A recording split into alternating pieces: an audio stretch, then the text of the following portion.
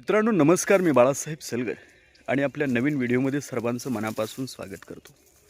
मित्रांनो, महानगरपालिकांच्या प्रचार अगदी रंगात आला आहे सध्या.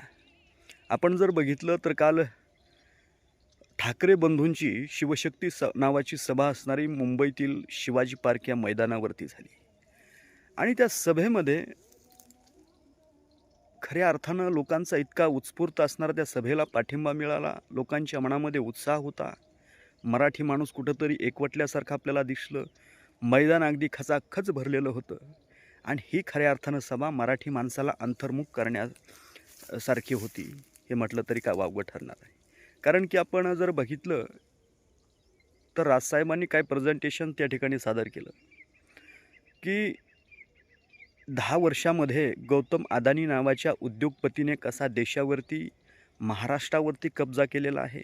त्यांनी एक भारताचा नकाशा दाखवला आणि 2014 साली असणाऱ्या गौतम अदानीचा कुठं कुठं उद्योग होते ह्या ठिकाणी एक मोजक्या ठिकाणी 2014 साली आपण जे नरेंद्र मोदी सत्तेत यायच्या अगोदर असणारी तुरळक ठिकाणी त्यांचे उद्योग असणारे आपण बघितले आणि जसं जसं 2025 उजडेल तसं अख्ख्या भारतावरती असणारा त्या गौतम अदानीने कब्जा केलेला आहे.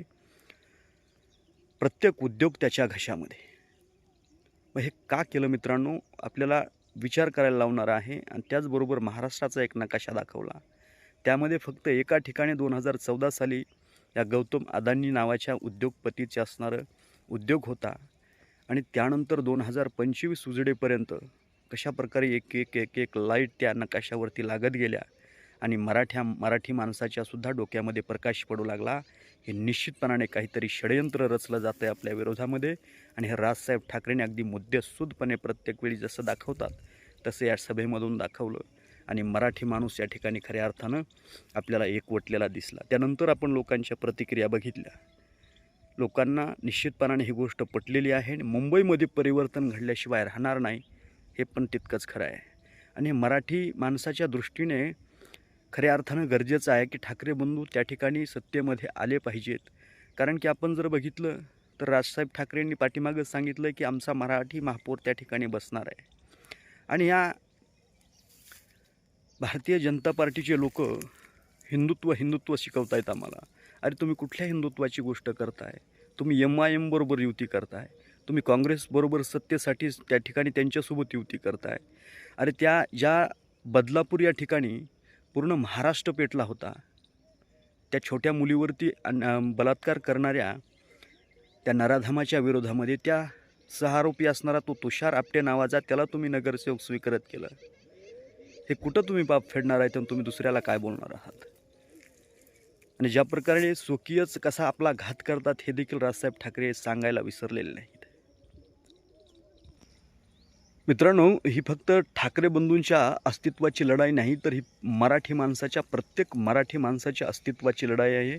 मराठी माणसाच्या उद्याच्या उज्ज्वल भविष्याची लढाई आहे.